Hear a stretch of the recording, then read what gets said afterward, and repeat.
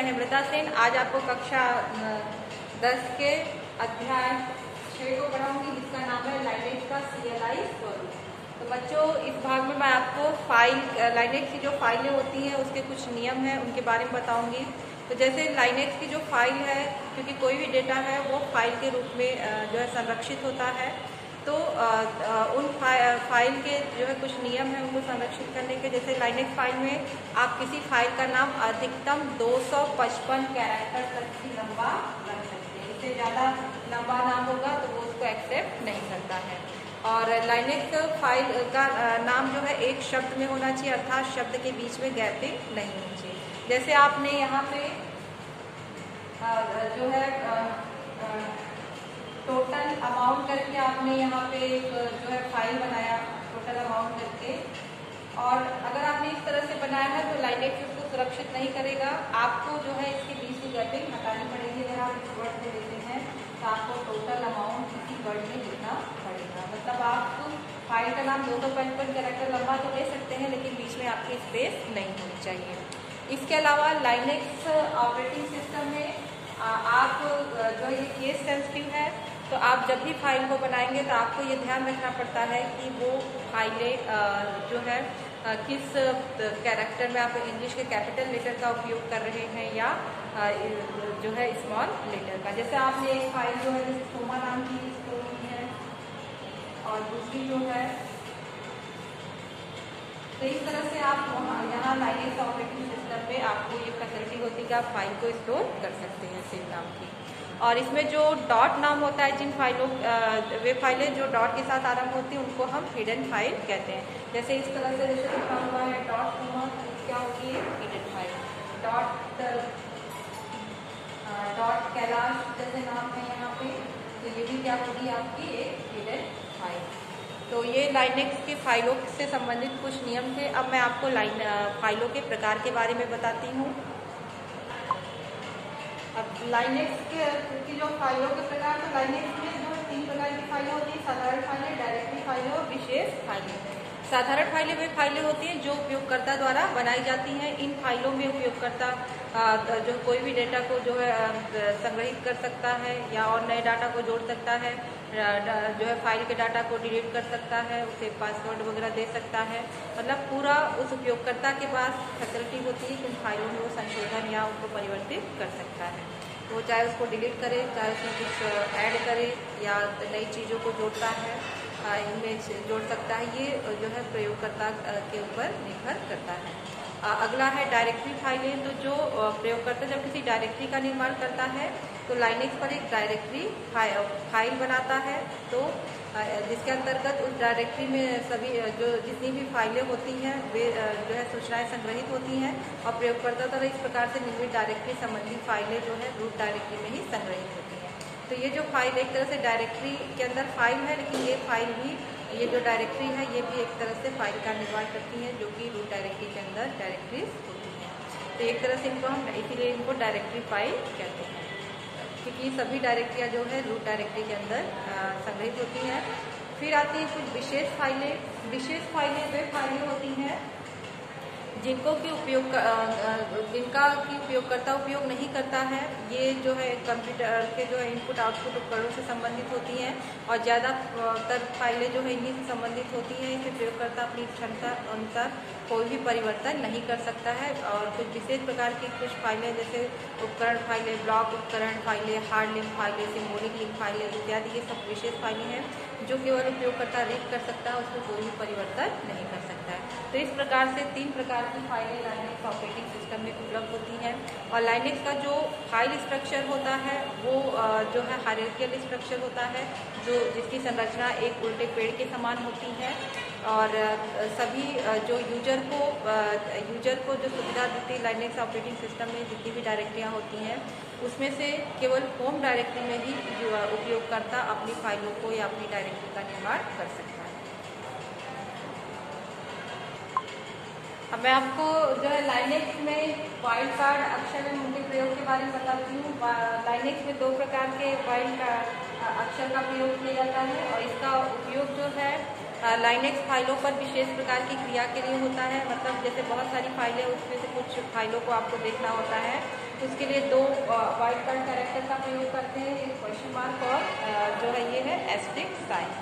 तो लाइनेक्स में जो है डॉस की तरह ही हम जो है फाइलों के समूह पर किसी भी प्रकार के कार्य को संपादित कर सकते हैं। अब यहाँ पे ये जो जिन अक्षरों की सहायता से किया जाता है ये अक्षर कहलाते हैं वाइट कार्ड कैरेक्टर। अब ये जो क्वेश्चन मार्क है इस कैरेक्टर का उपयोग हम तब करते हैं जैसे किसी फाइल में किसी एक अक्षर के चुनने के लिए जो है इसका उपयोग किया जाता है। और जैसे जितने अक्षर आपको चुनने होंगे उतनी बार आपको क्वेश्चन मार्क लिखना होता है। उदाहरण के लिए जैसे हम एक उदाहरण लेते हैं, आई लिखा यहाँ पे है, ये क्वेश्चन मार्क 1 बना है, क्वेश्चन मार्क 2, क्वेश्चन मार्क 3 और ये मतलब ये हमको ऐसी फाइल के नाम बोलने हैं कि जैसे आई हो और लास्ट में ए हो और ये 3 अक्षर यहाँ पे कोई भी हो सकते हैं। तो ये उन्हीं नाम को बताएगा जहाँ पे शुरू का अक्षर आई हो, आखिरी का अक्षर ए हो। जैसे आपको ये आई एन टी आई ए दिया बताया, आई एन टी आई ए, इस तरह से वो फाइलों की लिस्ट आपको देगा। तो ये केवल एक अक्षर किसी एक अक्षर को चुनने के लिए इसका उपयोग किया जाता है। फिर एस्टेरिक साइन है, इसका अर्थ है कि सभी अर्थात वह फाइल के नाम सभी अक्षरों चुनने के लिए प्रयोग किया जाता है। एस्टेरिक चिन्ह जहाँ पर लगाएगा हो वहाँ उसके स्थान पर कितने भी अक्षर जो है प्रयोग किए जा सकते हैं। उदाहरण के लिए जैसे यहाँ है an तो यहाँ पे n.txt का अर्थ है कि वे सभी फाइलें जिनका नाम an से प्रारंभ होता है तथा उसका विस्तारक नाम .txt, जैसे an से शुरू हुआ और बीच में कोई भी नाम हो और लेकिन लास्ट में .txt हो, वे फाइलें जिनका नाम an से प्रारंभ होता है तथा उसका विस्तारक नाम txt हो जो है प्रदर्शित करेगा।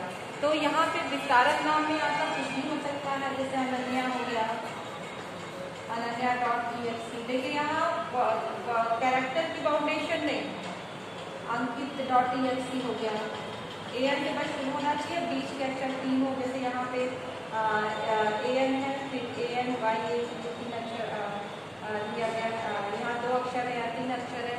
तो बाउंडेशन फाइल के नहीं है, बस उसका नाम जो है an से शुरू होना चाहिए और लास्ट में उसका एक्सटेंशन जो है होना चाहिए। तो इस तरह से .txt फाइलों को हम ले सकते हैं। तो क्वेश्चन मार्क केवल एक कैरेक्टर को बताता है, जितनी बार आप क्वेश्चन मार्क लेंगे उतने ही कैरेक्टर बस आप ले सकते हैं। लेकिन यहाँ पे एस्टेरिक चिन्ह जो है ये पूरी छूट देता है कि कितने भी कैरेक्टर आप लंबा नाम आपका हो सकता है।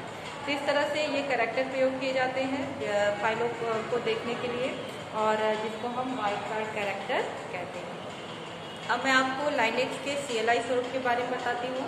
अभी मैंने GUI स्वरूप आपको बताया था जिसमें कि हम माउस के थ्रू कार्य करते हैं पिछले भाग में, लेकिन अब मैं आपको लाइनेक्स के CLI स्वरूप के बारे में बताती हूँ।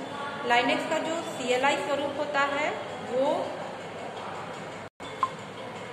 लाइनेक्स के कमांड को केवल कमांड प्रॉम्प्ट या शेल प्रॉम्प्ट पर जो है हम लिखते हैं और यहाँ पे पूरा कार्य जो है कमांड देकर आदेश देकर किया जाता है और यहाँ हम माउस का उपयोग नहीं करते हैं, केवल कीबोर्ड के द्वारा आदेश दिए जाते हैं। तो लाइनेक्स के जो CLI स्वरूप है इसमें हम नई फाइल का निर्माण कर सकते हैं, फाइल में संग्रहित डेटा को देख सकते हैं, फाइल की दूसरी प्रतिलिपि तैयार कर सकते हैं, डायरेक्टरी बना सकते हैं, कुछ इसी प्रकार के जो है कई प्रकार के हम कार्यों को कर सकते हैं। तो यहाँ पे कुछ बेसिक कमांड है, बेसिक आदेश हैं जिनके बारे में आपको बताती हूँ। तो जैसे आपका पहला हम बात करते हैं PWD कमांड। अगर यदि यहाँ PWD कमांड है, यदि कोई प्रयोगकर्ता अपनी वर्तमान डायरेक्टरी पूरे पाथ सहित देखना चाहता है, मतलब जिस डायरेक्टरी को ओपन किया है उसका पाथ क्या है, तो ये PWD कमांड के द्वारा वो सिंपली PWD कमांड आपका रहता है, यहाँ वो जिस डायरेक्टरी खुला है उसका अगर PWD कमांड को कर एंटर करता है तो वो जो है लाइनेक्स में जो भी मतलब पाथ होगा उसको देख सकता है। उदाहरण के लिए जैसे वो लिखता है यहाँ PW, यहाँ पे आपको ध्यान रखना होगा जो कमांड होगा वो स्मॉल लेटर में ही लिखना होता है। जैसे यहाँ दिया, यहाँ लिखा रहा है होम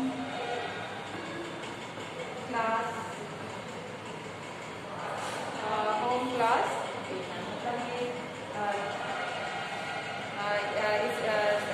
तरह से आपको जैसे आपने PW किया तो ये दिखा देगा कि लाइनेक्स की जो वर्तमान डायरेक्टरी वो किस रूट में है। तो जो भी आपका रूट रहेगा, जैसे मैंने यहाँ ये टाइप किया है कि आपको PW देने से जो भी वर्तमान डायरेक्टरी ये पाथ दिखा रहा है, तो आपका जो भी पाथ रहेगा उसको दिखाएगा।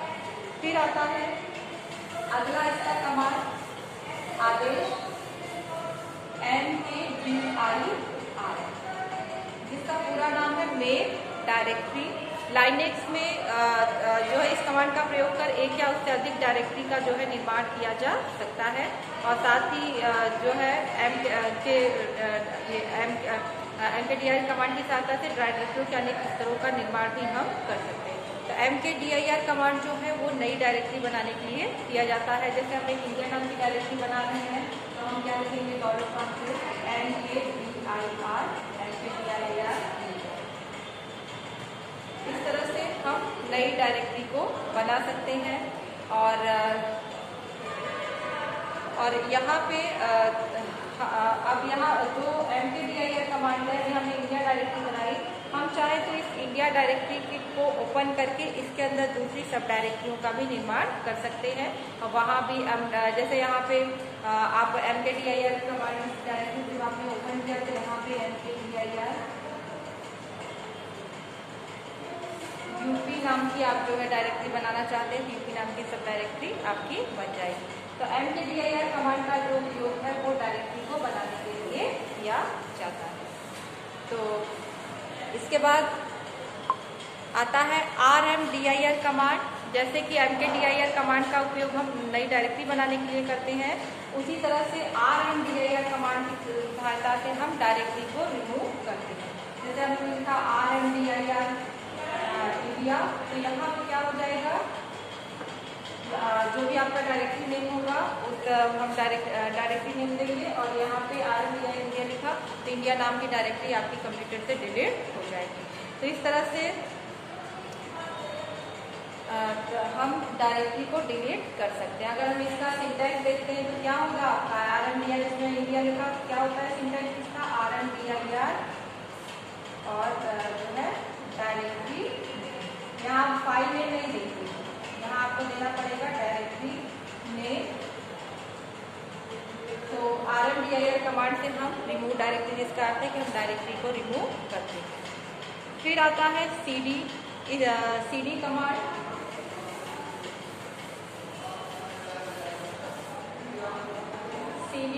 इस कमांड का प्रयोग कर हम वर्तमान डायरेक्टरी से किसी अन्य डायरेक्टरी में जा सकते हैं। CD का मतलब है चेंज डायरेक्टरी, अर्थात हम इससे डायरेक्टरी परिवर्तित कर सकते हैं। और जो है यहाँ पे अगर आप कोई डायरेक्टरी परिवर्तित CD करके आप उस डायरेक्टरी का नाम देते हैं तो आप जो है उस डायरेक्टरी को चेंज कर सकते हैं।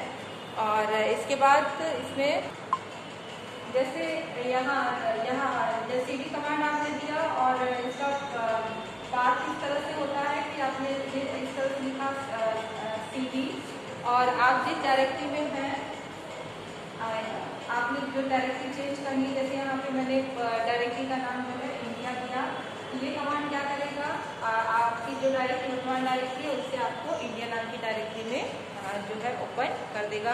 तो हम एक डायरेक्टरी से दूसरे डायरेक्टरी में जा सकते हैं CD कमांड की सहायता से। अब आता है टच कमांड। टच कमांड का प्रयोग कर नई फाइल का निर्माण किया जाता है, लेकिन टच कमांड में एम्प्टी फाइलों को, खाली फाइलों का ही निर्माण कर सकते हैं।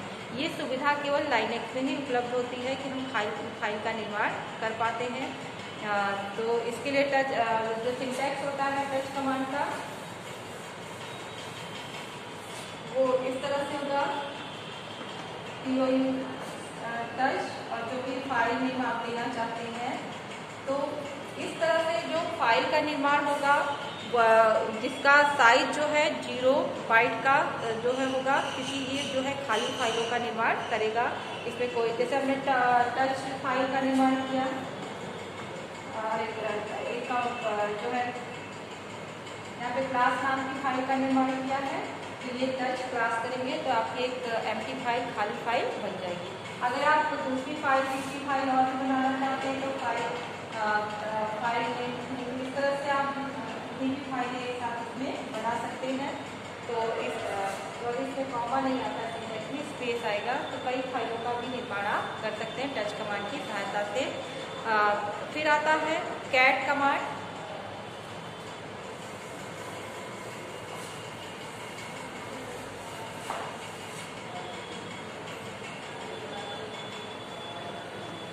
अगला है कैट आदेश। कैट आदेश की सहायता से किसी फाइल का निर्माण कर सकते हैं। मैंने डायरेक्टरी निर्माण के लिए आपको mkdir कमांड बताया। अब फाइल को निर्माण करना है तो हम कैट कमांड का प्रयोग करते हैं। देखिए डायरेक्टरी और फाइल में अंतर होता है। हम हमेशा फाइल को डायरेक्टरी के अंदर स्टोर कर सकते हैं। हम एक फाइल के अंदर दूसरी फाइल को स्टोर नहीं कर सकते हैं, लेकिन हम एक डायरेक्टरी के अंदर दूसरी सब डायरेक्टरी को स्टोर कर सकते हैं, दूसरी फाइल को स्टोर कर सकते हैं। और डेटा आपका हमेशा फाइल के रूप में ही स्टोर होता है, डायरेक्टरी के रूप में नहीं। आप डायरेक्टरी के अंदर फाइल को स्टोर करते हैं। तो यहाँ पे अगर आपको एक नई फाइल का निर्माण करना है तो इसके लिए कैट कमांड का प्रयोग किया जाता है और इसका सिंटैक्स किस प्रकार से होगा, कैट, और आपको इस चिन्ह का प्रयोग करना होगा नई फाइल के निर्माण के लिए, और फिर जो है आप फाइल में तो इस तरह से आप अगर नई फाइल का निर्माण करना है तो कैट कमांड करके करते हैं। और यदि जैसे यहाँ पे हमने दिया कैट यति, मतलब ये किस नाम की फाइल आपकी बनी है, यति नाम की फाइल का निर्माण कर देगा।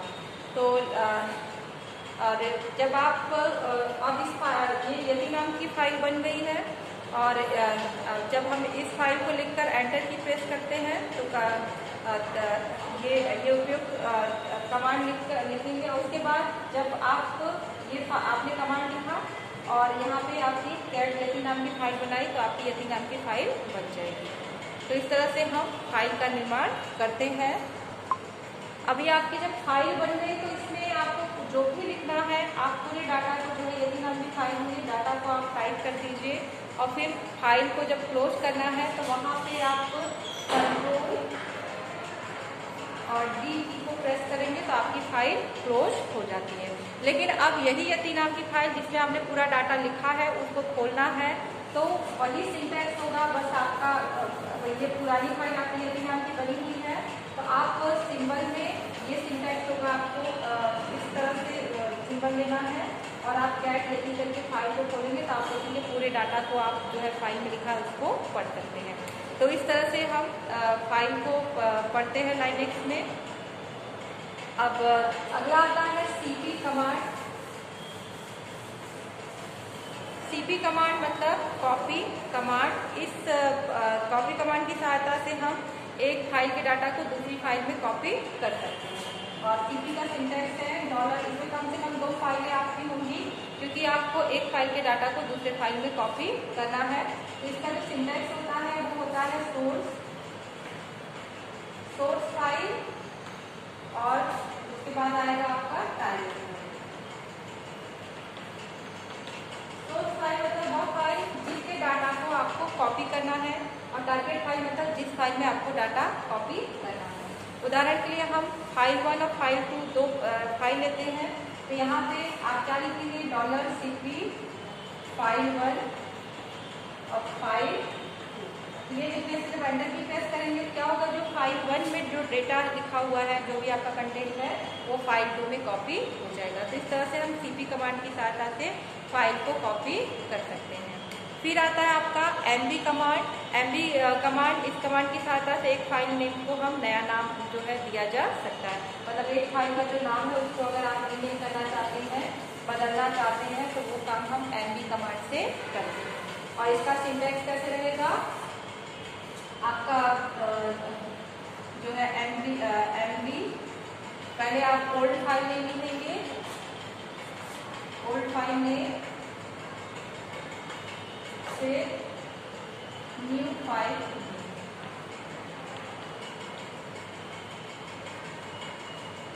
उदाहरण के लिए जैसे आपने एक मोहन नाम की आपको फाइल है, उसको राम नाम की फाइल में आप परिवर्तित करना चाहते तो आप एमवी लिखेंगे, ओल्ड फाइल एमवी लिख के आपका ओल्ड फाइल नेम क्या है मोहन, और उसको राम नाम की फाइल में आपको जो है उसका नाम जो है बदलना है, राम करना है तो यहाँ पे आप जो है राम जो है फाइल का नाम दे सकते हैं। और ये कैपिटल स्मॉल लेटर आपकी इच्छा पे है, आप कुछ भी दे सकते हैं इसमें। तो जो भी ओल्ड फाइल है, लेकिन आपका नाम जो है ओल्ड फाइल का नाम आपका सही होना चाहिए। अब आप जब मोहन फाइल में सर्च करेंगे मोहन नाम की, तो आपको कंप्यूटर नहीं मिलेगी, आपको केवल राम नाम की इसमें फाइल मिलेगी। राम नाम से आप फाइल को सर्च कर पाएंगे। अब अगर आपको फाइल को रिमूव करना है, फाइल को बनाने के लिए तो हमने कैट आदेश दिया था, लेकिन फाइल को रिमूव करना है, फाइल को डिलीट करना है, तो rm कमांड की सहायता से हम फाइल को रिमूव कर सकते हैं। डॉलर चार्ट पे हम रिमूव और सिलेक्ट क्या होगा आपका फाइल। तो आप जो भी फाइल नेम, जैसे हमको यदि नाम की फाइल निकालनी है तो हमने क्या दिया यहाँ पे rm, तो ये क्या होगा, यदि नाम की जो हमने फाइल की उसको वो कंप्यूटर से रिमूव कर देगा। तो इस तरह से हम रिमूव कमांड की सहायता से फाइल को रिमूव कर सकते हैं। अगला कमांड आता है मैन कमांड। मैन कमांड जो है वो हमें किसी भी फाइल के जो भी जितने भी कमांड आपने उपयोग किए हैं, अगर आपको नहीं पता है कि वो क्या वर्क करता है, तो किसी भी कमांड के बारे में इंफॉर्मेशन प्राप्त कर सकते हैं। तो यहाँ पे मैन कमांड है, मैन कमांड आपने लिखा, और जैसे आपको कैट कमांड के बारे में नहीं पता है, इसके बारे में जानना चाहते हैं, तो मैन और कैट लिखेंगे तो ये कैट कमांड के से संबंधित सभी जानकारी आपको उपलब्ध कराता है। तो यहाँ पे इसका जो सिंटैक्स होगा मैन कमांड का क्या होगा, मैन और फिर जो है कमांड।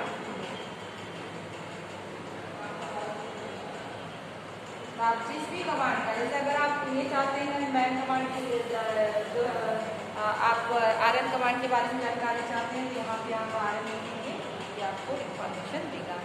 अब आते हैं हम वर्ड काउंट कमांड, जिसको कि हम wc कमांड कहते हैं।